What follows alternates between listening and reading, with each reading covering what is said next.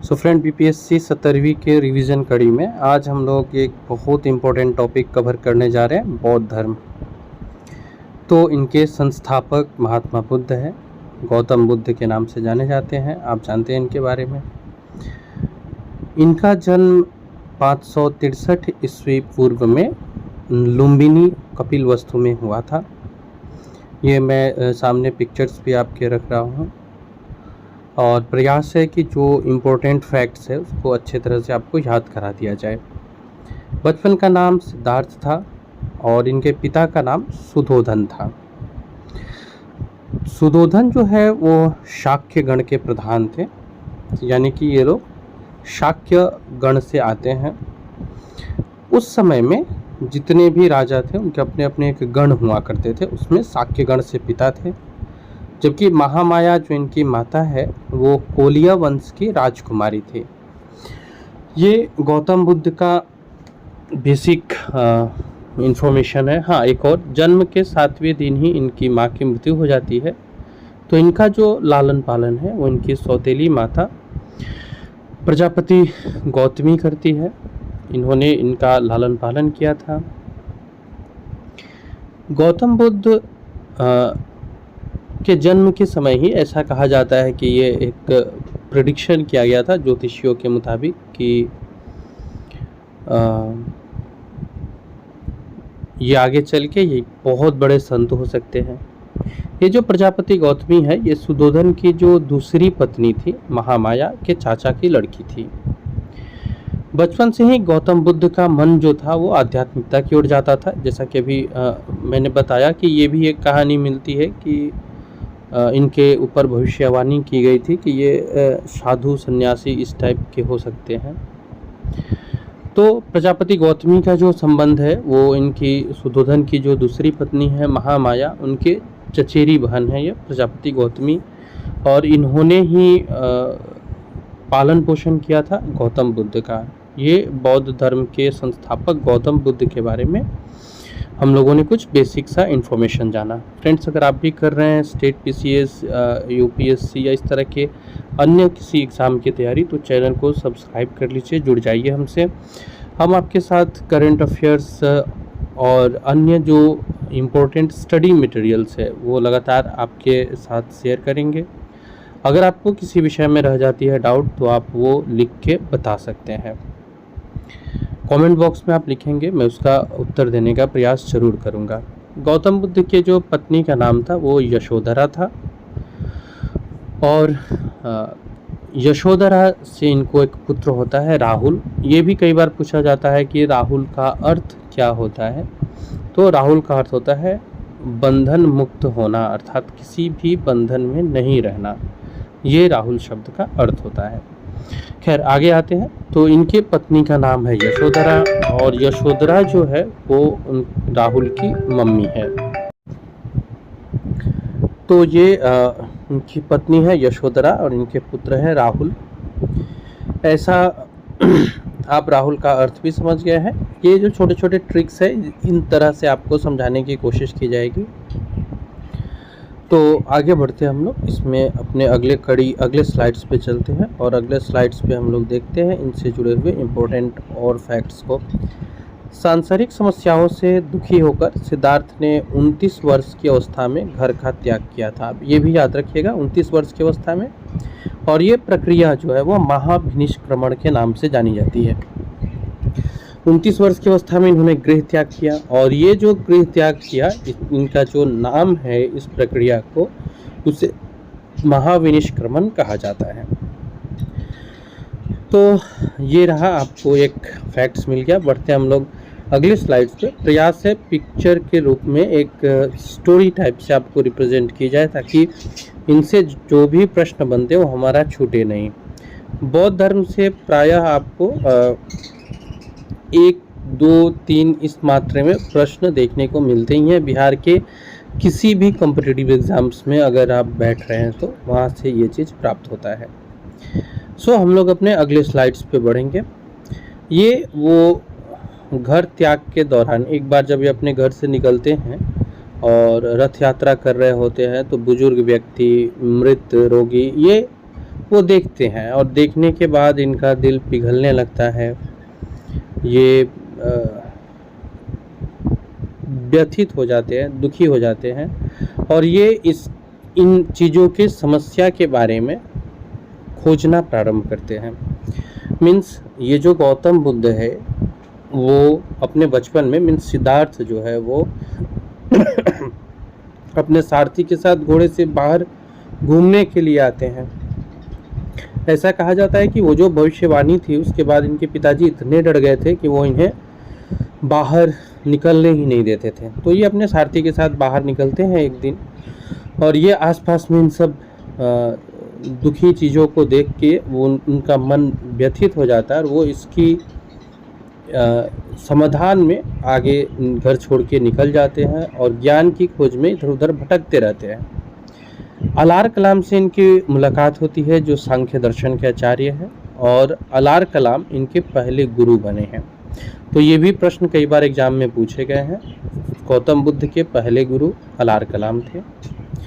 बड़ी कठिन तपस्या की थी इन्होंने, उसके बाद इनको ज्ञान की प्राप्ति होती है। महात्मा बुद्ध को 35 वर्ष की आयु में बोध गया के निकट, और वो जो दिन था वो वैशाख मास की पूर्णिमा थी। वैशाख मास के पूर्णिमा की रात को निरंजना नदी के तट पर, या वहीं जो अभी फल्गु नदी के नाम से जानी जाती है, पीपल के वृक्ष के नीचे इन्हें ज्ञान प्राप्त हुई थी। बोधि वृक्ष भी इसे कहते हैं। तो जो इनको ज्ञान प्राप्ति से रिलेटेड जो 5 प्रश्न पूछ सकते हैं। पहला, किस आयु में? 35 वर्ष की आयु में। कहाँ? बोध गया के निकट। दिन क्या था? वैशाख पूर्णिमा। नदी निरंजना या फल्गु नदी, और पेड़ तो पीपल के वृक्ष के नीचे। महात्मा बुद्ध के जीवन में वैशाख पूर्णिमा का बहुत महत्व रहा है, आगे आप वो पढ़ेंगे। तो ये संबोधि के नाम से भी जानी जाती है। अब ये जो सिद्धार्थ थे वो गौतम बुद्ध में ट्रांसफॉर्म्ड हो चुके थे। ज्ञान प्राप्ति के बाद सिद्धार्थ अब बुद्ध बन गए थे और ये बुद्ध के नाम से जाने लगे। यहाँ से बौद्ध धर्म का कह सकते हैं आप प्रादुर्भाव होता है। इन्हें जो ज्ञान प्राप्त होता है इसके बाद ये अपने एक अलग एक आप कह सकते हैं प्रवाह प्रारंभ करते हैं। पहला उपदेश इन्होंने जो दिया था वो सारनाथ में दिया था और इसको ऋषि पत्नम के नाम से भी जाना जाता है। पाली भाषा में इन्होंने पहला उपदेश दिया था और इन्होंने जो अपना पहला उपदेश दिया था वो 5 पंडितों को दिया था। ये वही 5 पंडित है जो इनको पहले मिले हुए हैं। तो गौतम बुद्ध अपने इन 5 पंडितों को प्रथम उपदेश देते हैं। सारनाथ या ऋषि पत्नम भी कहा जाता है। ये जो प्रक्रिया है इसे धर्म चक्र प्रवर्तन कहते हैं। पाली भाषा में इन्होंने अपना पहला उपदेश दिया था और पहले उपदेश के को जो सुनने वाले थे वो 5 ब्राह्मण थे, 5 पंडित थे जिनको इन्होंने अपना पहला उपदेश दिया था। अब बात आता है सर्वाधिक उपदेश इन्होंने कहाँ दिया, तो कौशल की राजधानी श्रावस्ती में महात्मा बुद्ध ने अपने सबसे अधिक उपदेश श्रावस्ती में दिए हैं। तो फिर महात्मा बुद्ध क्या घूम करके उपदेश दे रहे हैं? बिल्कुल। इसलिए महात्मा बुद्ध को लाइट ऑफ एशिया भी कहा गया, एशिया का ज्योति पुंज, प्रकाश पुंज भी कहा गया है गौतम बुद्ध को, कि इन्होंने पूरे एशिया को एक ज्ञान रूपी प्रकाश प्रदान किया था। गौतम बुद्ध जो है वो बौद्ध धर्म के संस्थापक हैं। अब बौद्ध धर्म को कौन कौन से राजा फॉलो करते हैं ये भी एग्जाम में पूछा जाता है। तो बौद्ध धर्म के अनुयायी राजा में आपको बिंबिसार है, और मैं इसे ट्रिक के साथ भी याद कराने का कोशिश करता हूँ। BA एंड KG याद रखिएगा, BA से शुरू करके और KG तक। अब इसको अपोजिट भी याद कर सकते हैं, लेकिन BA एंड KG में क्या है कि आपको सीक्वेंस वाइज याद हो जाएगा। बिंबिसार, अजातशत्रु, अशोक, कनिष्क और Gopal. B for Bimbisara, A for Ajatashatru, जो सेकेंड A है वो अशोक के लिए है, K is for Kanishk and G for Gopal. तो BA एंड किंग, इसमें बिंबिसार और अजातशत्रु हर्यक वंश से हैं, अशोक मौर्य वंश से है, कनिष्क कुषाण से और गोपाल पाल वंश से है।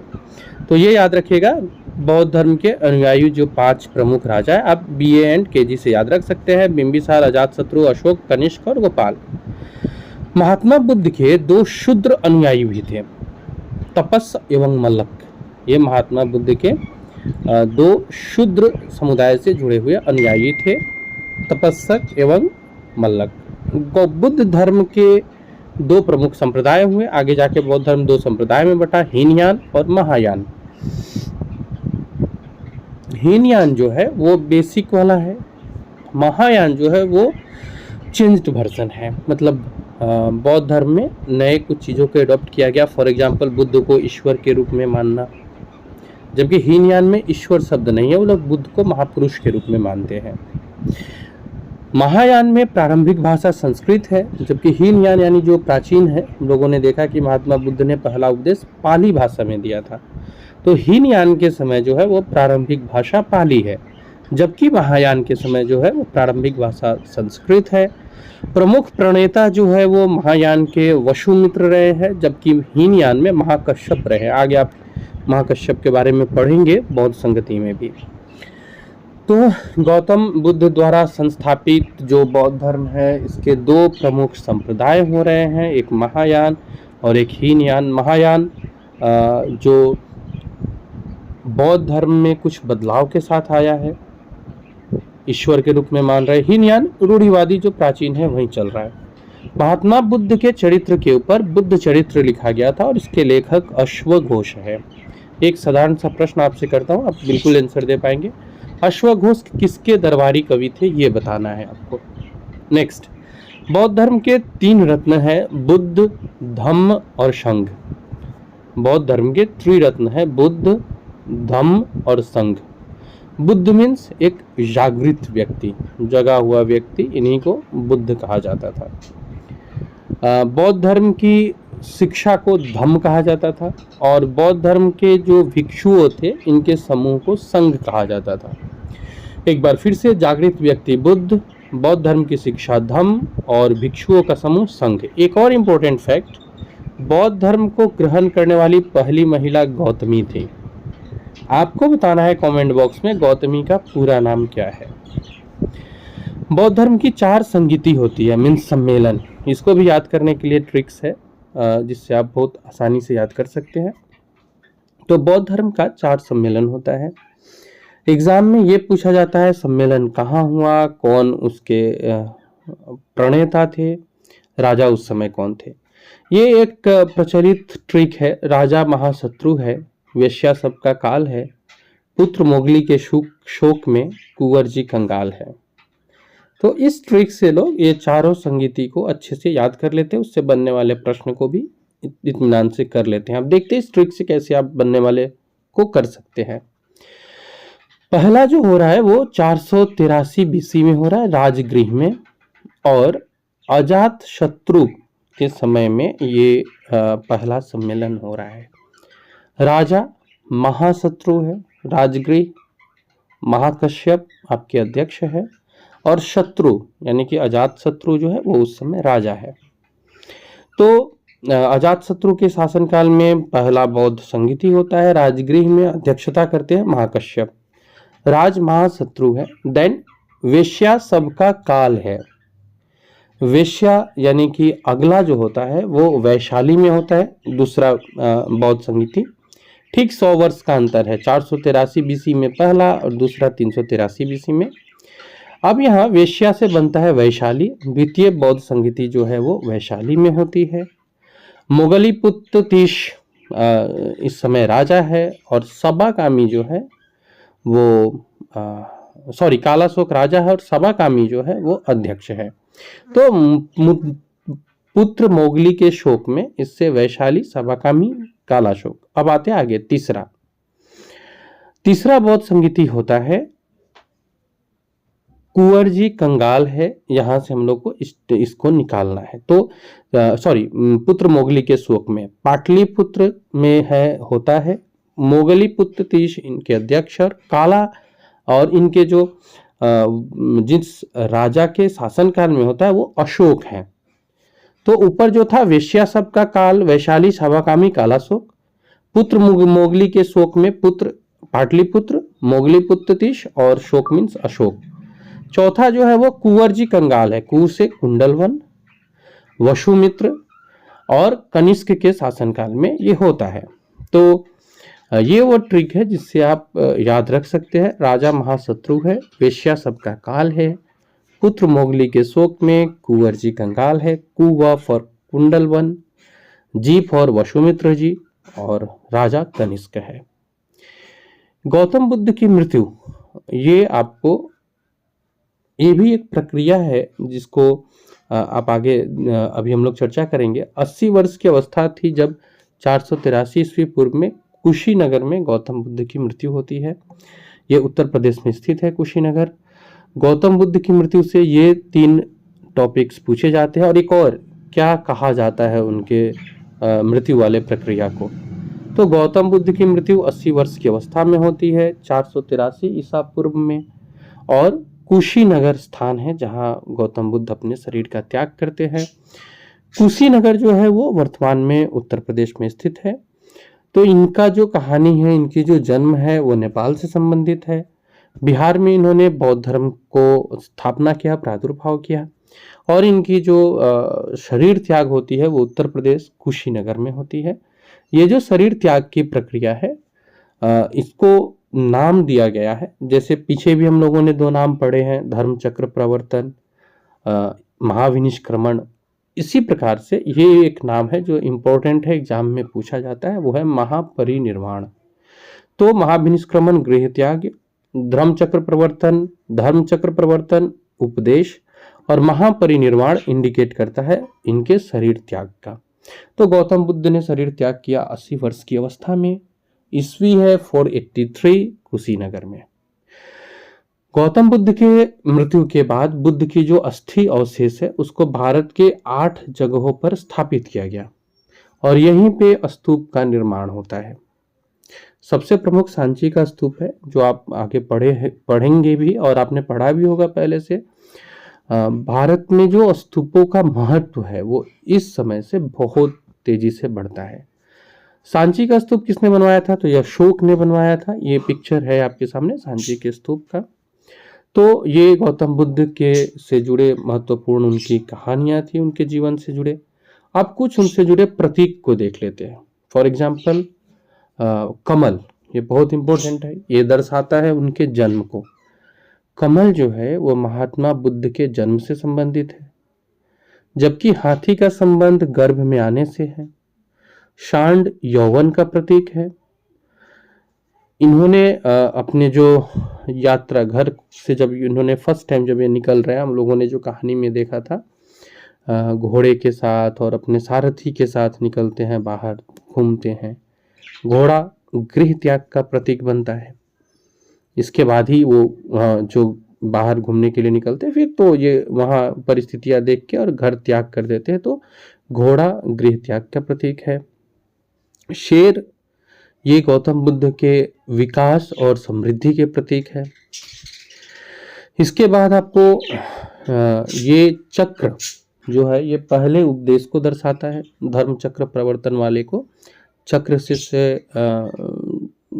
सिंबॉलिक किया जाता है। बोधि वृक्ष, जिसके नीचे महात्मा बुद्ध ने ज्ञान प्राप्त किया था, वो प्रतीक बनता है ज्ञान का। और बोधि वृक्ष के बाद आता है आपको एक और प्रतीक, स्तूप या पद चिन्ह भी इनको कई बार कहा जाता है, मृत्यु या निर्वाण का प्रतीक है। तो ये कुछ प्रतीक चिन्ह है जो एग्जाम में पूछे जाते हैं, आप इसके स्क्रीनशॉट करके याद कर लीजिएगा। गौतम बुद्ध के घोड़े का नाम कंथक था। आपको कमेंट बॉक्स में बताना है कि गौतम बुद्ध के सारथी का नाम क्या था। अगर आप जानते हैं इनको बताइएगा। और ऐसे चीज जो आंसर सही रहेंगे उनको मैं वहां बता भी दूंगा कौन सा आंसर सही है, तो उससे भी जो लोग नहीं जानते वो उन बातों को जान पाएंगे। बौद्ध धर्म के 3 पिटक हुए, यानी कि 3 पुस्तकों का संकलन हुआ जिसको त्रिपिटक बोलते हैं। इसमें आपको महात्मा बुद्ध के शिक्षाओं का संकलन है, मीन्स महात्मा बुद्ध से जुड़े चीजों का संकलन है, जो त्रिपिटक के रूप में कहलाता है। विनय पिटक, सूत पिटक और अभिधम पिटक। विनय पिटक उपाली से संबंधित है, सूत पिटक आनंद ने, और अभिधम पिटक मोगलीपुत्र तीश। तो ये 3 पिटक है और तीनों पिटक का जो संबंध है वो हम लोगों ने देखा। बौद्ध धर्म से संबंधित कुछ महत्वपूर्ण तथ्य को हम देख रहे हैं। महात्मा बुद्ध के जीवन को हम लोगों ने देखा, उनसे जुड़े प्रतीकों को देखा और अब बौद्ध धर्म से जुड़े कुछ महत्वपूर्ण फैक्ट्स देख रहे हैं। ऐसे ही हर एक इम्पोर्टेंट टॉपिक के ऊपर आपको कुछ फैक्ट्स दिए जाएंगे और वो अब फ्रिक्वेंटली आते रहेगा और लगातार आप कह सकते हैं आते रहेगा 21 सितंबर तक, जिस दिन हमारा एग्ज़ाम है। मीन्स अभी से हम लोग प्रिपरेशन स्टार्ट करेंगे और 21 सितंबर आफ्टर एग्ज़ाम उस पेपर का एनालिसिस भी करेंगे और फिर आप देखेंगे कि बहुत सारे क्वेश्चन आपको आपके आपके ये वीडियो सीरीज से भी देखने को मिलेंगे। नेक्स्ट बढ़ते हैं, गौतम बुद्ध द्वारा भिक्षुणी संघ की स्थापना कहाँ की गई थी? तो इसका सही उत्तर होगा वैशाली में। गौतम बुद्ध के द्वारा भिक्षुणी संघ की स्थापना वैशाली में हुई। बौद्ध धर्म के विश्वकोश को क्या बोलते हैं? तो यह महाभीष शास्त्र कहलाता है, महाविभाष शास्त्र कहलाता है। बौद्ध धर्म का जो विश्वकोश है यह महाविभाष शास्त्र है, जिसकी रचना वसुमित्र ने की थी। गौतम बुद्ध के जन्म के समय सन्यासी बनने की भविष्यवाणी, जो कहानी हम लोग पढ़ रहे थे, ये किया किसने था? तो ऋषि कौंडिन्य ने यह भविष्यवाणी की थी कि गौतम बुद्ध आगे चल के बहुत बड़े सन्यासी बन सकते हैं। बौद्ध धर्म का सबसे पवित्र त्योहार कौन सा होता है? तो वो है वैशाखी पूर्णिमा।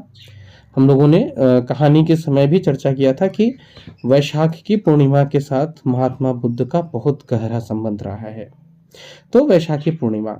अब हम लोग महात्मा बुद्ध से जुड़े कुछ महत्वपूर्ण तथ्य में जातक कथा को देखते हैं। जातक कथा है क्या? तो गौतम बुद्ध के पूर्व जन्म की कथाएं हैं। किस भाषा में रचित है ये? तो पाली भाषा में रचित है और इनकी संख्या कितनी है? तो वो 549 है, 549 ये संख्या है। बुद्ध चरित, गौतम बुद्ध के चरित्र के ऊपर चर्चा है। इसको बौद्धों की रामायण भी कहते हैं। बौद्ध धर्म वालों के लिए रामायण की तरह है बुद्ध चरित। धम्मपद, ये बौद्धों की गीता है, बौद्ध धर्म की गीता के रूप में है। देन आपको एग्जाम के दृष्टि से देखा जाए तो ये भी पूछ सकता है कि किस अभिलेख से पता चलता है महात्मा बुद्ध के जन्म के बारे में कि गौतम बुद्ध का जन्म लुम्बिनी में हुआ था? तो रोमन देय अभिलेख है, जिसको अशोक ने बनवाया था। तो ये कुछ इंपॉर्टेंट फैक्ट्स थे जो महात्मा बुद्ध के धर्म से, महात्मा बुद्ध द्वारा चलाए गए बौद्ध धर्म से संबंधित है। गौतम बुद्ध को शाक्य मुनि के नाम से भी जाना जाता है। अब हम लोग आगे बढ़ते हैं अपने अगले स्लाइड्स पे और यहाँ हम लोग महात्मा बुद्ध के अब बौद्ध धर्म से जुड़े कुछ महत्वपूर्ण, अति महत्वपूर्ण जो विषय है और जिसके बारे में हो सकता है कि आपको नॉलेज हो भी तो याद नहीं हो रहा हो, उसके लिए कुछ ट्रिक्स को हम लोग देख लेते हैं जिससे हम इसे याद कर सकते हैं। तो एक ट्रिक तो है जो बहुत प्रचलित है, गौतम जन्मे लुम्बिनी, बोध गया में ज्ञान, सारनाथ में उपदेश दिए, कुशीनगर में प्राण। तो ये एक ट्रिक है जिससे आप उनके जीवन के महत्वपूर्ण घटनाओं को याद कर सकते हैं। गौतम बुद्ध का जन्म लुम्बिनी में होता है, बोध गया में ज्ञान प्राप्त होता है, सारनाथ में ये उपदेश देते हैं और कुशीनगर में इनका निधन होता है। तो ये हो गया आपको इनके जीवन से जुड़े हुए फैक्ट्स को याद करना। आज के लिए फ्रेंड्स इतना ही है, मिलते हैं हम लोग अपने अगले वीडियो में। लेकिन आपको प्रैक्टिस करना है और बौद्ध धर्म से जुड़े कोई प्रश्न आपको बनते हैं तो कमेंट में ज़रूर बताइएगा।